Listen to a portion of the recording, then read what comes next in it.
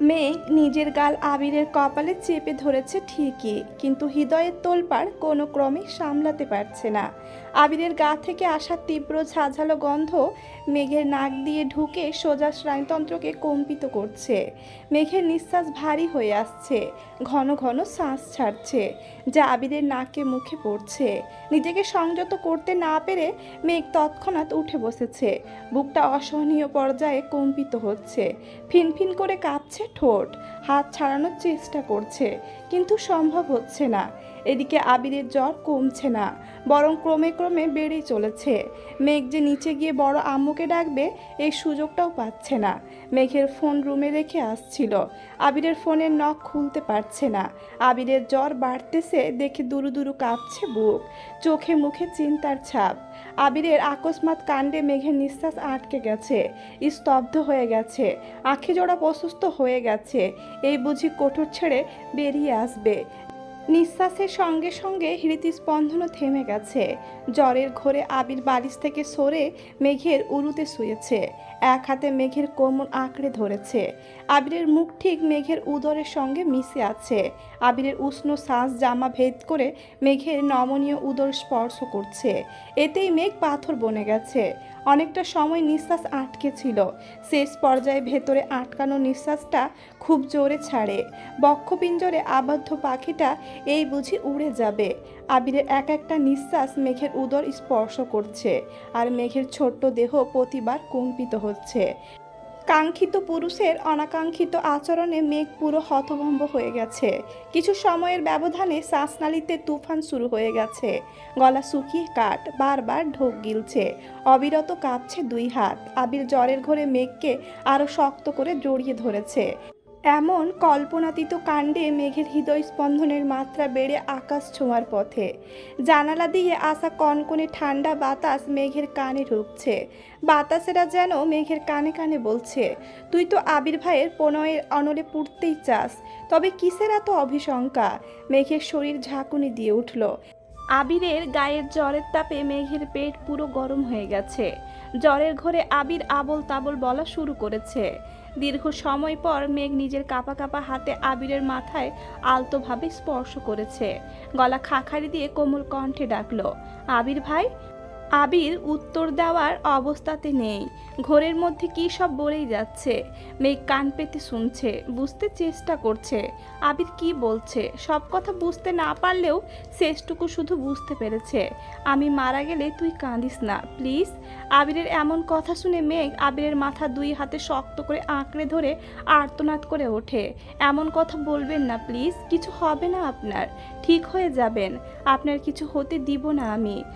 বেশ খানিকক্ষণ পর মেঘ আবিরকে রেখে দৌড়ে নিচে নামলো। ততক্ষণে বাড়ির সবাই শুয়ে পড়েছে। শীতের রাত, তাই সবাই একটু তাড়াতাড়ি শুয়ে পড়ে। বড় আম্মুকে ডাকতে গিয়েও থেমে গেল। বড় আম্মু অসুস্থ।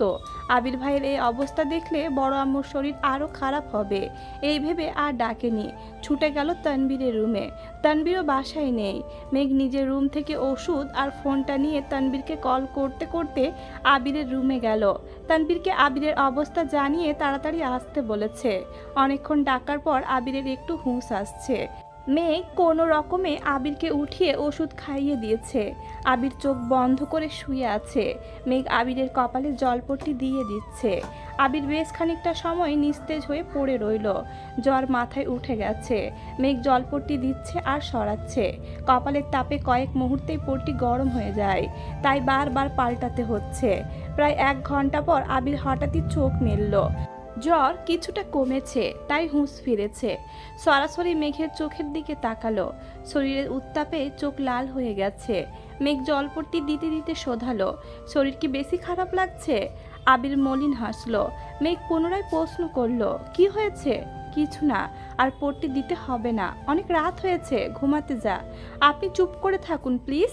আবিরের হাসি ঠোঁট থেকে সরছেই না, বরং ধীরে ধীরে প্রশস্ত হচ্ছে। আবিরের উষ্ঠদয় মনে মনে মেঘকে নিয়ে রঙিন স্বপ্নের দুনিয়ায় পাড়ি জমিয়েছে। মেঘ এমনভাবে আবিরের যত্ন নিচ্ছে, ঠিক যেন ঘরের বউ। আবির জ্বরের ঘোরেও মেঘের চিন্তায় বিভোর হয়ে আছে। আবিরের নেশাক্ত দৃষ্টি দেখে মেঘ জিজ্ঞেস করলো, আপনি কিছু বলতে চাচ্ছেন? জ্বরের কারণে আটকে আটকে বলে, বলতে তো চাই, বলুন। না থাক, কিছু না, বলুন। বাদ দে, জলপট্টি দিতে হবে না, একটু শান্ত হয়ে বস। হাত নাড়াচাড়া করছিস, পরে হাত ব্যথা করবে। মেঘ গম্ভীর কণ্ঠে বলল, আমার হাত ব্যথার চিন্তা আপনাকে করতে হবে না, নিজের হাত নিয়ে ভাবুন, আমার হাত ঠিক হয়ে যাবে। মেঘ হঠাৎই মায়াবী দৃষ্টিতে আবিরের চোখের দিকে তাকিয়েছে। মেঘের দুই চোখ ছলছল করছে, বুকে চাপা পড়া কষ্টে ভেতরটা ক্ষতবিক্ষত হয়ে যাচ্ছে। আবিরের নজরও ঠিক মেঘের চোখ বরাবর। অষ্টাদশীর মায়াবী দৃষ্টি আবিরের বুকে ধীপ ধীপ কম্পনের কারণ। অনুভূতি লোকাতে অক্ষম, জ্বরের কারণে আবিরের হৃদয়ের ব্যাকুলতা স্পষ্ট বোঝা যাচ্ছে। মেঘ আবিরের চুলে হাত বোলাতে বোলাতে কোমল কণ্ঠে বলল, আপনি এমন কেন করেন? আবির ক্ষীণ হেসে প্রশ্ন করে, কেমন করি? নিজেকে এত আঘাত করেন কেন? সকালে এভাবে হাতটা না কাটলে তো এখন জ্বরটা উঠতো না। রাগ কন্ট্রোল করতে পারি না, এতে আমার কি দোষ? এত বড় ছেলে হয়েও রাগ কন্ট্রোল করতে পারেন না, আবার আমায় জেদ কমাতে বলেন। তোর জেদটা কমালেই আমার রাগ কমে যাবে। কিভাবে? তা তো এখন বলবো না, জ্বর তো এখন কমেছে। তুই বরং রুমে চলে যা। তাড়িয়ে দিচ্ছেন কেন? তাড়াচ্ছি না, শীতের রাত এমনিতেই ঠান্ডা অনেক, তার মধ্যে এত রাতে তুই আমার রুমে। আজব তো, এত রাতে আমি কি শুধু শুধু আপনার রুমে আসছি নাকি? ভাইয়া বলছিল বলেই আসছি, আর আমি না আসলে তো জানতামও না যে আপনি জ্বরে পড়ে আছেন। ওষুধ পর্যন্ত খাননি, ওষুধটা খেয়েছেন বলেই জ্বরটা একটু কমেছে। তাছাড়া আমি নিচে গিয়েছিলাম, বড় আম্মু আম্মু সবাই ঘুমিয়েছিল, তাই ডাকিনি। ভাইয়াকে কল দিয়ে বলছি ভাইয়া আসতেছে। বাসায় কেউ অসুস্থ হলে কি দেখাও যাবে না? আচ্ছা সরি বাবা, আর কিছু বলবো না তোকে। কিছু বলতে হবে না, কি খাবেন সেটা বলুন, খাবার নিয়ে আসি। কিছু খাবো না, মাথায় প্রচণ্ড ব্যথা করছে। তুই শুধু মাথায় হাত বুলিয়ে দে, তাহলেই হবে। মেঘ আলতো হাতে মাথায় হাত বুলিয়ে দিচ্ছে। এক সময় আবির ভাইয়ের চুলে হাত দেওয়ার কত ইচ্ছে ছিল, কতই না বাহানা খুঁজেছে, কিন্তু সাহস করে ছুঁতে পারত না। আজ আবির ভাই নিজেই সেই অধিকার দিয়েছেন। মেঘ আবিরের মলিন চেহারায় তাকে ঈষৎ হাসল। আবিরের চোখ বন্ধ। মেঘ এক দৃষ্টিতে আবিরের মুখের পানে চেয়ে আছে। এই শ্যামবর্ণের পুরুষ যে অষ্টাদশীর মনের রাজ্যের একমাত্র রাজকুমার, যাকে নিয়ে রোজ রাতে স্বপ্নের দেশে পাড়ি জমায়, কল্পনায় ঘুরে বেড়ায় দেশ থেকে দেশান্তরে। অষ্টাদশীর মণিকোঠায় একমাত্র আবির ভাইয়ের বসবাস। তখনই তানবীর রুমে ঢুকে। আবির ঘুমাচ্ছে, মেঘ আবিরের মুখের পানে চেয়ে মাথায় হাত বোলাচ্ছিল। তানবীর হুট করে রুমে প্রবেশ করে। এই দৃশ্য দেখে হকচকে উঠল। রুম থেকে বেরিয়ে যাবে নাকি ঢুকবে বুঝতে পারছে না। তানবীর আস্তে করে গলা খাখারি দিতেই মেঘ আটকে ওঠে। আবিরের থেকে কিছুটা দূরে সরে বসে। তানবীর কাছাকাছি এসে জিজ্ঞেস করলো, ভাইয়া জ্বরটা কি কমেছে? মেঘ ছোট্ট করে বলল, অনেকটা কমেছে। তানবীর আবিরের কপালে আর গলায় হাত রেখে জ্বরের মাত্রা বোঝার চেষ্টা করলো। তারপর স্বাভাবিক কণ্ঠে বলল, তুই আর কিছুক্ষণ বস, আমি ফ্রেশ হয়ে আসছি। আচ্ছা। তানবীর রুম থেকে বের হতে হতে মুচকি হাসলো। সে এটাই চাইছিল। সকাল থেকে সারাদিন আবিরকে বুঝিয়ে মাথা ঠান্ডা করেছে। মিনহাজের প্রতি যতটা না ক্ষোভ, তার থেকেও বেশি রাগ উঠেছিল মেঘের প্রতি। আবির যেখানে আব্বু আম্মু চাচা চাচিদের সামনে নিজেকে সংযত রাখার চেষ্টা করে, মেঘ সেখানে হুট করে সবার সামনে বাড়ি ছাড়ার কথা বলে ফেলছে। আবির মন প্রাণ দিয়ে চেষ্টা করছে সম্পর্ক ঠিক করতে, অন্যদিকে মেঘ কিছু মানুষের উস্কানিতে সেটা ভাঙতে চাইছে। এই জন্য মূলত আবিরের রাগ কন্ট্রোলের বাহিরে চলে গেছে, আর আব্বু চাচ্চুর সামনে যা তা বলে ফেলেছে। আবির নিজেও ভেবে পাচ্ছে না আব্বু চাচ্চু এই ঘটনা কিভাবে নিয়েছে বা এর পরিণাম কি হতে চলেছে। মেঘের ভুল আর অন্যায়গুলো তানবীর খুব সুন্দর করে ঢাকার চেষ্টা করেছে। আবিরের মাথা ঠান্ডা করতে তানবীর শেষ পর্যন্ত হুমকিও দিয়েছে, যদি মেঘের সঙ্গে ঠিকঠাক মতো কথা না বলে তাহলে সে নিজে মেঘকে নিয়ে হোস্টেলে দিয়ে আসবে। এক প্রকার বাধ্য হয়ে আবির শর্ত মেনে নিয়েছে। শত রাগের পরেও মেঘকে না দেখে আবির থাকতে পারবে না। গত 7 বছর অনেক কষ্টে নিজের আবেগকে নিয়ন্ত্রণ করে রেখেছে, আর সম্ভব না। এখন কয়েক ঘন্টা মেঘকে না দেখলেই ছটপট করতে থাকে। বাসায় থাকলে কারণে অকারণে বারবার নিচে আসে, যেন মেঘকে এক পলক দেখতে পারে। তানবীর রুমে চলে গেছে। মেঘ খানিকটা সময় মাথা নিচু করে বসে রইল, নির্লজ্জের মতো আবির ভাইকে দেখছিল। এটা ভাইয়া দেখে ফেলছে ভেবেই লজ্জায় মুখ তুলতে পারছে না। আবির ঘুমের মধ্যে পাশ ফিরতেই বালিশের ওপর রাখা মেঘের হাত আবিরের গাল স্পর্শ করে। আবিরের গালের খোঁচা খোঁচা দাড়ির স্পর্শে মেঘের গাত্রে শিহরণ জাগে। সিরা উপসেরায় তুফান শুরু হয়ে গেছে। হুটহাট আবির ভাইয়ের অনাকাঙ্ক্ষিত স্পর্শ মেঘের হৃদয়ে প্রেম অনুভূতি জাগ্রত করে। হাত সরিয়ে মুগ্ধ আঁখিতে তাকিয়ে রইল আবিরের অন্য পাশের গালে। আবির কখনো ক্লিন শেভ করে না, ছোট করে কেটে রাখে দাড়ি। সপ্তাহখানেক আগেই হয়তো কাটিয়েছিল, এখন কিছুটা বড় হয়েছে। খোঁচা খোঁচা দাড়ি সহ গালটা মেঘকে টানছে। আবির ভাইয়ের প্রতি তীব্র প্রেম অনুভূতি, মুগ্ধতায় পরিপূর্ণ গাল মেঘের হৃদয়ের সমস্ত প্রাচীর ভেঙে দিচ্ছে। ইহজগতে আবির ভাইয়ের গাল ব্যতীত আপাতত আর কোনো দিকে তাকাতে পারছে না। মেঘ আস্তে করে আবিরকে ডাকলো, কিন্তু সাড়া নেই। সকালের ঘটনায় শরীর থেকে অনেকটা রক্ত বেরিয়ে গেছে। তাছাড়া কিছুদিনের দৌড়াদৌড়িতে আবিরের শরীরও বেশ দুর্বল, ঠিকমতো খায় না, নিজের যত্ন নেয় না, তার উপর জ্বর। সব মিলিয়ে ক্লান্তিতে বারবার চোখ বন্ধ হয়ে আসছে। তাছাড়া প্রিয়সীর সঙ্গ পেয়ে আবিরের হৃদয় প্রশান্তিতে ভরে গেছে। মেঘ মাথায় হাত বুলিয়ে দেওয়ায় আবিরের মনে হচ্ছিল ইহজগতে আর কিছুই প্রয়োজন নেই তার। এভাবেই তার স্প্যারোকে নিয়ে বাকি জীবন কাটিয়ে দিবে সে। আবিরের সারা শব্দ না পেয়ে মেঘ দ্বিতীয় তৃতীয়বার ডাকে, কিন্তু আবির গভীর ঘুমে তলিয়ে আছে। মেঘ ধীরে ধীরে বিছানা থেকে নামে। আবিরের গালে টুক করে কিস করে রুম থেকে ছুটে পালায়। বেলকনিতে যেতে আর একটুর জন্য তানবীরের সঙ্গে ধাক্কা লাগতে যাচ্ছিল। তানবীর সামনে থেকে সরে কিছুটা তপ্ত স্বরে প্রশ্ন করলো, এভাবে ছুটছিস কেন, কি হয়েছে? কিছু না বলে মেঘ নিজের রুমে চলে গেছে। তানবীর আবিরের রুমে ঢুকতেই দেখে আবির গালে হাত দিয়ে হাঁ করে তাকিয়ে আছে। তানবীরকে ঢুকতে দেখে আবির তৎক্ষণাৎ হাত সরিয়ে স্বাভাবিক হওয়ার চেষ্টা করে। তানবীর ঠাট্টা স্বরে বলল, আমি কি অসময়ে চলে আসলাম? আবির নিঃশব্দে হেসে লেপের নিচে মুখ লুকিয়েছে। তানবীর হাসতে হাসতে বলল, নববধূ এত লজ্জা পাবে না, তুমি যতটা লজ্জা পাচ্ছ। সমস্যা নেই, আমি কিছু বুঝি নাই। আবির লেপের নিচ থেকে মুখ তুলে গম্ভীর কণ্ঠে বলল, তুই বুঝলেই বা কি, আমি কি অবৈধ কিছু করছি নাকি? না, একদমই না। তানবীর একটু থেমে সিরিয়াস মুডে বলল, থ্যাঙ্কস ভাইয়া। বিশ্বাস করো, তোমাদের দুইজনকে হাসি খুশি দেখলে আমার সব দুশ্চিন্তা দূর হয়ে যায়। সব সময় এভাবেই থেকো প্লিজ। ভাইরে, এভাবে থাকলে নিজেকে নিয়ন্ত্রণ করা কষ্ট হয়ে যাবে। তোর বোনের যন্ত্রণায় আমি কোনো একটা অঘটন ঘটিয়ে ফেলবো। তোমার প্রতি আমার বিশ্বাস আছে, তারপরেও কোনো অঘটন ঘটলে সমস্যা নেই, আমি সামলে নিব। তানবীর খানিকক্ষণ চুপ থেকে পুনরায় বলে, হাতের কি অবস্থা, ব্যথা আছে? আছে, একটু কম। তুমি জানো তোমার নিজের দোষে আজ তোমার এই অবস্থা। আমি আবার কি করলাম? তোমার কিছুদিনের আচরণে এমনিতেই বনুর মেজাজ বিগড়েছিল, তার মধ্যে তুমি বিবাহিত, এই কথা কেন বলতে গেছিলা? তার ওপর তুমি নাকি এক বাচ্চার বাপ, এইসব বলছিলা কেন? এই জন্যই জিদে হোস্টেলে যাওয়ার সিদ্ধান্ত নিয়েছিল। আমি কি করব? ওই দিন ফোনটা রেখে জাস্ট একটু রুমে গেছি আর আসছি, এর মধ্যে তোর বোন আমার ফোন চেক করে ফেলছে, মালাকে পাঠানো মেসেজ দেখছে, কতটুকু পড়তে পারছে জানি না। তাছাড়া ওয়ালপেপারে যে তোর বোনের সঙ্গে ছবি দেওয়া, ওই ছবিও নিশ্চয় দেখছে। কতটুকু কি দেখছে তা বোঝার জন্যই বউ আর বাচ্চার কথা বলছি। তোর বোনের রিয়াকশান দেখে বুঝছি ওয়ালপেপারটা সে ভালোভাবে খেয়াল করেনি।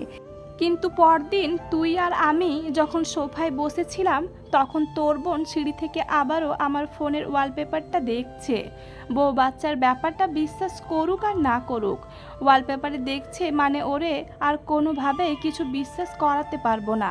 তাই বাধ্য হয়ে আমার ছবি দিয়ে আর একটা ছবি এডিট করাইতে হয়েছে। ওই ছবিটা ওয়ালপেপার দিয়েছি যাতে তোর বোন ভুল না বুঝে। ভাগ্য ভালো দূর থেকে তোর বোন ওয়ালপেপারটা ঠিকঠাক মতো দেখেনি, না হয় শিওর বুঝে যেত এটা এডিট করা ছবি। তানবীর হাসতে হাসতে আবিরের ওপর গড়িয়ে পড়ছে। তানবীরের অট্ট হাসি দেখে আবিরের ভুরু যুগল কুচকে আসে, কণ্ঠ খাদে নামিয়ে হুঙ্কার দেয়, পাগলের মতো হাসছিস কেন? তানবীরের হাসি থামছেই না। হাসতে হাসতে কোনো মতে বলল, আমার বোনকে এত ভয় পাও? ভয় তো পেতেই হবে, একমাত্র বউ বলে কথা। ও মানে কিনা জানি না, আমি তো ওকে আমার বউ মানি। আমার মতে পৃথিবীর 90% বিবাহিত পুরুষই তাদের বউকে ভয় পায়। পৃথিবীর বুকে রাজ করা পুরুষটাও তার বউয়ের সামনে নাথিং। এর একটাই কারণ, বউয়ের প্রতি প্রবল ভালোবাসা। আর বাকি যে 10% পুরুষ আছে তারা বউকে ভালোই বাসে না, পছন্দ তো একজনকে করেছি, দেখবি রাজনৈতিক ক্ষমতার দাপট তার সামনে কিছুই না। তানবীরের হাসি থেমে গেছে। সত্যিই তাই, বন্যার প্রতি যবে থেকে ইমোশন কাজ করে তবে থেকে নিজেকে প্রতিনিয়ত পরিবর্তন করার চেষ্টা করছে তানবীর। কেন করছে সে নিজেও জানে না। 2 দিন কেটে গেছে, মেঘ এই 2 দিন ক্লাসে যায়নি, কারো সাথে যোগাযোগও করেনি। মিনহাজ কম করে হলেও 50 বার কল করেছে, সাদিয়া, মিষ্টি, তামিমও কল করেছে, কিন্তু মেয়ে কারো ফোনই ধরেনি। রাগ তার নিজের প্রতি, ওদের উস্কানিতে নিজের গলে যাওয়া একদমই উচিত হয়নি। আজ ভার্সিটিতে আসছে, অনেকদিন পর বন্যাও আজ ক্লাসে আসছে। বন্যাকে দেখে মেঘ জড়িয়ে ধরেছে। ক্লাস শেষ হতে সকলে এক জায়গায় জড়ো হয়েছে। মিনহাজ, কী রে, এতগুলো কল দিলাম, ধরিসনি? মিষ্টি, তোকে কতগুলো কল মেসেজ দিলাম, কোথায় নিখোঁজ হয়ে গেছিলি? মেঘ, কোথাও না। বন্যা, কী রে, কী হয়েছে? কোনো সমস্যা? মেঘ, আমার জীবনটায় সমস্যায় ভরপুর। বন্যা, হয়েছে কি বলতো? মেঘ, আমি ভাবছিলাম হোস্টেলে সিট নেব, ওরা সবাই বলতেছিল হোস্টেলে আসলে ভালো হবে, তাই ফর্ম নিয়ে গেছিলাম। ফর্ম পূরণ করে পরদিন আব্বু আর বড় আব্বুকে বলেছি। ওনারা কিছু বলার আগেই আবির ভাই ফর্ম ছিঁড়ে চিল্লাচিল্লি শুরু করেছেন, এমনকি আমার হাত ভাঙার হুমকি পর্যন্ত দিয়েছেন। বড় আব্বু আবির ভাইকে ধমক দিয়েছে, ওই রাগে রুমে গিয়ে ড্রেসিং টেবিল ভেঙে হাত কেটে একাকার অবস্থা করে ফেলছে। 3 দিন ধরে হাত ব্যথা আর জ্বরে ভুগতেছে। আজ দেখছি এই অবস্থাতেই অফিসে যাচ্ছে। মিষ্টি, সাদিয়া, মিনহাজ, তামিম, বন্যা সকলে পূর্ণ মনোযোগ দিয়ে সবটা শুনল। বন্যা আতঙ্কিত কণ্ঠে বলল, তোর বোন বিরাট সাহস হয়েছে। তুই জানিস ছোট থেকে তোরে কিভাবে বড় করছে, প্রয়োজন ছাড়া এক পা এদিক সেদিক যেতে পারিসনি। তুই ভাবলি কিভাবে যে তোকে হোস্টেলে আসার অনুমতি দিবে? আর তুই অনুমতি চাইতেই বা গেলি কোন সাহসে? তোরে মেরে আধমরা করেনি সেই কপাল। তুই আমায় একটাবার কল দিতি, আমি ডাইরেক্ট নিষেধ করতাম তোকে। মেঘ, আমি কিভাবে জানবো এমন কিছু হবে? আবির ভাইয়ের ওপর রাগ করেই তো চলে আসতে চাইছিলাম। মিষ্টি রাগান্বিত কণ্ঠে বলা শুরু করলো, তুই হোস্টেলে আসলে ওই বেটার কি সমস্যা? বেটা বিয়ে করতে পারে, বাচ্চা থাকতে পারে, আর তুই সামান্য হোস্টেলে আসবি, এতেই এত হাঙ্গামা? আসলে পুরুষ জাতটাই খারাপ। আমি তোর জায়গায় থাকলে না বলেই চলে আসতাম। মিনহাজ, দেখ মিষ্টি, সব ছেলে কিন্তু খারাপ হয় না, দেখিস না আমি কত নিষ্পাপ। তামিম, আমিও। বন্যা, কি বলছিস তুই এইসব? আবির ভাই বিবাহিত, বাচ্চা আছে, এসব কি শুনছি মেঘ? মেঘ, উনি সেদিন বলছিল উনি বিবাহিত, বাচ্চা আছে, তারপর জানছি আমার সাথে ফাজলামো করছে। মিষ্টি, আজকে ফাজলামো করে বলতেছে 2 দিন পর দেখবি সত্যি সত্যি বউ নিয়ে বাসায় চলে আসছে, পরে চিল্লাবি না বলে রাখলাম। সাদিয়া, এই মিষ্টি চুপ করবি? তোর ব্রেকআপ হয়েছে বলে তুই কি সারা দুনিয়ার মানুষের ব্রেকআপ করিয়ে বেড়াবি নাকি? মিষ্টি, আমি চাই না আমার ফ্রেন্ডরা কেউ ফালতু ছেলের জন্য নিজের জীবন বরবাদ করুক। মেঘ, আবির ভাই মোটেই ফালতু ছেলে না, বাদ দে। আমার আবির ভাইকে নিয়ে তোরা কেউ কিছু বলবি না। আমার আবির ভাই ভালো হলেও আমার, খারাপ হলেও আমার, হয়েছে? মিষ্টি, বেটা বিয়ে করে ফেলছে শুনে সেদিন তুই কান্নাকাটি শুরু করছিলি, মনে নাই? এখন আমাদের দোষ। বন্যা, ও দিনে 100 বার আবির ভাইয়ের জন্য কান্না করে, 100 বার হাসে, তাই বলে তোরা ওকে আরও উস্কাবি? আমি 2 দিনের জন্য বেড়াতে গেছি কি না আমার বেবিটার ব্রেন ওয়াশ করা শুরু করে দিয়েছিস? মিনহাজ, আমরা তো চাই তোর বেবিটা হাসি খুশিতে থাকুক, তোর বেবির খেয়াল রাখার দায়িত্ব তো আমাদেরও। বন্যা, দেখলাম তো কেমন খেয়াল রাখছিস, ফাঁসাইয়া দিয়া নিজেরাই তো বিরাট শান্তিতে আছিস, যা ঝড় গেছে তো আমার বেবিটার ওপর দিয়ে গেছে। মেঘ, আবির ভাই বলছে যারা আমাকে উস্কাইছে তাদের সবকটাকে আধমরা করে নিজের বাড়ি পাঠাবে। বন্যা, একদম ঠিক আছে, এদের মারাই উচিত। তামিম, বন্যা তুই এভাবে বলতে পারলি? বন্যা, তুই আমার সঙ্গে কথাই বলিস না, বদমাস পোলা। মিনহাজ, মনে হয় তোর আবির ভাইয়ের থ্রেডে আমরা ভয় পাইছি, বলিস আসতে, দেখব নে তোর ভাইয়ের কত পাওয়ার আর আমার ভাই ব্রাদারদের কত পাওয়ার।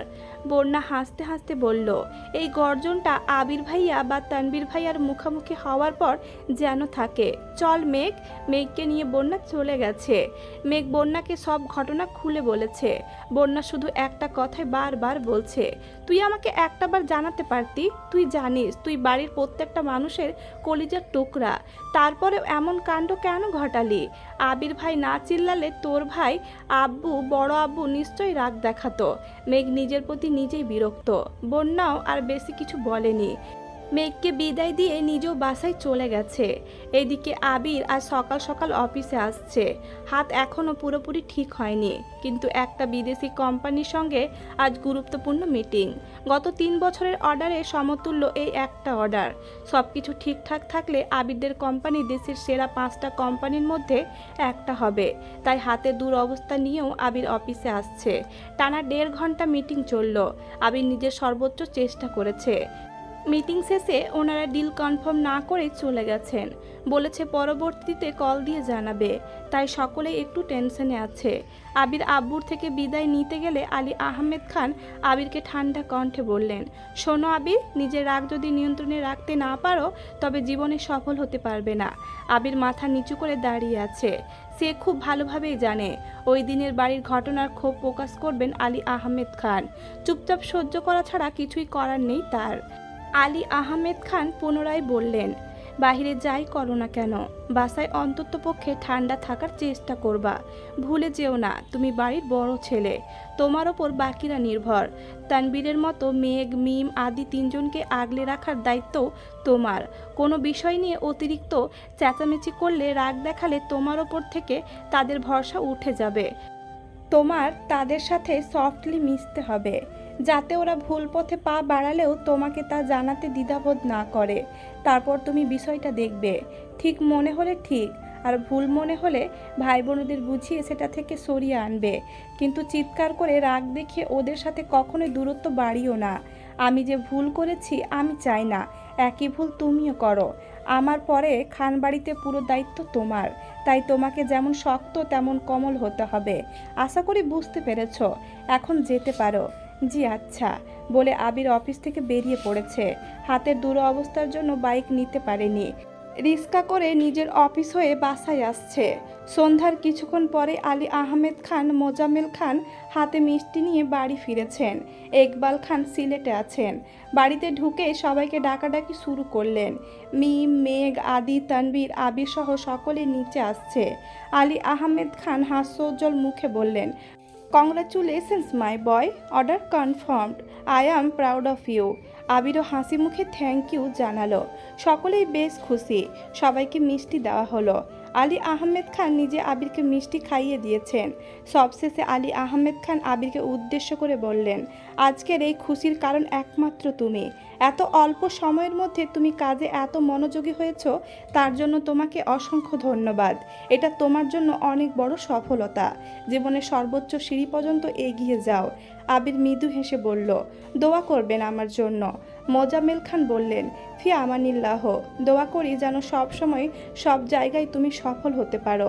আলী আহমেদ খান শোধালেন, আজকের এই খুশির দিনে তোমার কি চাই বলো? যা চাইবে তাই পাবে। আবির ঢোক গিলে হাসার চেষ্টা করলো। খানিকক্ষণ নীরব থেকে বলল, আমার এখন কিছু চাই না, তবে একদিন চাইবো। এমন কিছু চাইবো যা দেওয়ার জন্য আপনাদের এত বছরের নিয়ম নীতি পর্যন্ত ভাঙতে হতে পারে। আশা করব সেই দিনের জন্য মানসিকভাবে প্রস্তুত থাকবেন। কথা শেষ করে আবির নিজের রুমে চলে গেছে। মেঘ আহাম্মকের মতো চেয়ে আছে। আবির ভাইয়ের কথা কিছুই মাথায় ঢোকেনি। কেউ কিছু দিতে চাইছে, নিয়ে নিলেই তো ঝামেলা শেষ। প্যাচ লাগাতে হয় কেন? মেঘ এটাই ভেবে পায় না। আলী আহমেদ খান আর মোজাম্মেল খানও মুখ চাওয়াচাই করলেন। আবিরের মা, মেঘের মা আর মিমের মাও নিজেদের মধ্যে কথা বলা বলি করছেন। মিম মেঘকে প্রশ্ন করল, আপু তোমায় যদি বলতো যা চাও তাই পাবা, তাহলে তুমি কি চাইতা? মেঘ মনে মনে বলল, আবির ভাইকে চাইতাম। আবির ভাইয়ের সম্পূর্ণ হৃদয় জুড়ে আমার অস্তিত্ব চাইতাম। আমি আবির ভাইয়ের পৃথিবী হতে চাইতাম। মিম পুনরায় ডাকে, আপু বলো না কি চাইতা? জানি না বলে মেঘ নিজের রুমে চলে যাচ্ছে। মিম তারপরেও মেঘের পেছন পেছন ছুটছে। তানবীর এতক্ষণ যাবৎ নীরব ভূমিকা পালন করছিল। চলে যাবে কি না সেটাও বুঝতে পারছে না। মেঘ মিম চলে যাওয়ায় নজর পড়ে তানবীরের দিকে। মোজাম্মেল খান স্বাভাবিক কণ্ঠে প্রশ্ন করলেন, তোমার ভাইয়ার এখন কিছু লাগবে না বলে গেল, তোমার কি কিছু লাগবে? তানবীর এপাশ ওপাশ মাথা নেড়ে না করলো। সিঁড়ি দিয়ে উঠতে উঠতে মনে মনে বিড়বিড় করে বলে, বউ লাগবে। দিবে নেনে, ভাইয়ারও বউ লাগবে। 2-3 দিন পর বিকেলে আবির তানবীর কেউ বাসায় নেই। মেঘ আর মিম টিভি দেখতেছিল। মালেহা খান আর আকলেমা খান রান্নাঘরে নাস্তা বানাচ্ছিলেন। তখনই জান্নাত বাসায় আসে। গেট থেকে বলে, ভেতরে আসতে পারি? মেঘ মিম সহ রান্নাঘরে থাকা 2 কর্তির নজর পড়ে মেন গেটের দিকে। মেঘ জান্নাত আপুকে দেখে আশ্চর্য নয়নে তাকায়। তৎক্ষণাৎ সোফার ওপর দিয়ে লাফিয়ে ছুটে গিয়ে জান্নাতকে জড়িয়ে ধরে। জান্নাত ও মেঘকে জড়িয়ে ধরে জিজ্ঞেস করে, কেমন আছো? আলহামদুলিল্লাহ, খুব ভালো। তুমি কেমন আছো ভাবি? জান্নাত হাসি মুখে উত্তর দেয়, আলহামদুলিল্লাহ ভালো। এখানে ভাবি বলো না, যে কেউ শুনে ফেলবে। মেঘ আস্তে করে শোধায়, ফুপি কেমন আছেন? আলহামদুলিল্লাহ। মালেহা খান রান্নাঘর থেকে বেরিয়ে এসে বললেন, আরে জান্নাত যে, এতদিন পর আমাদের কথা মনে পড়ল। এদিকে কাজ নেই, তাই তেমন আশা হয় না। আজ একটু কাজ ছিল, এই জন্যই ভাবলাম আপনাদের সাথে দেখা করে যায়। খুব ভালো করেছো, ভেতরে আসো। এই মেঘ, ভেতরে নিয়ে যা, এখানে দাঁড় করিয়ে রেখেছিস। জান্নাত সোফায় বসলো। জান্নাতকে দেখে মিম টিভি বন্ধ করে রান্নাঘরে চলে গেছে। মেঘ জান্নাতের পাশে বসে ফিস ফিস করে সব প্রশ্ন করছে। আসিফ ভাইয়া কবে আসবে, কেমন আছে, বাকিরা কেমন আছে থেকে শুরু করে এটা সেটা জিজ্ঞেস করেই যাচ্ছে। জান্নাত আস্তে ধীরে সব প্রশ্নের উত্তর দিচ্ছে। মেঘ হঠাৎই প্রশ্ন করলো, আপু তুমি যে বিবাহিত, এটা বলবা না? না, কেন? আবির ভাইয়া বারণ করেছেন। আবির ভাই জানে তুমি বাসায় আসবা? আবির ভাইয়াই আমায় বাসায় পাঠিয়েছেন। উনি আর তানবীর এখন আমার শ্বশুর বাড়িতে। ওনারা হঠাৎ ফুপির বাসায় কেন? ওনারা প্রতি সপ্তাহে আমার শাশুড়িকে দেখতে যায়। মেঘ উত্তেজিত কণ্ঠে বলে, কি? আমায় একদিনও নিয়ে যায় না কেন? আমরা সবাই তোমার কথা বলি। তোমাকে নাই না বলে আম্মু প্রতিবার আবির ভাইয়াকে রীতিমতো ধমকায়। দেখেছো, তারপরেও আমায় নিয়ে যান না। আজকে আসুক বাড়িতে। এর মধ্যে মালেহা খান নাস্তা নিয়ে আসছেন। পাশের সোফায় বসে জান্নাতকে ভালোভাবে পরখ করছেন। ওনার সেই অনেক দিনের ইচ্ছা জান্নাতকে ছেলের বউ বানাবেন। আলী আহমেদ খানকে বলেওছেন, উনি তেমন সারা শব্দ করছেন না।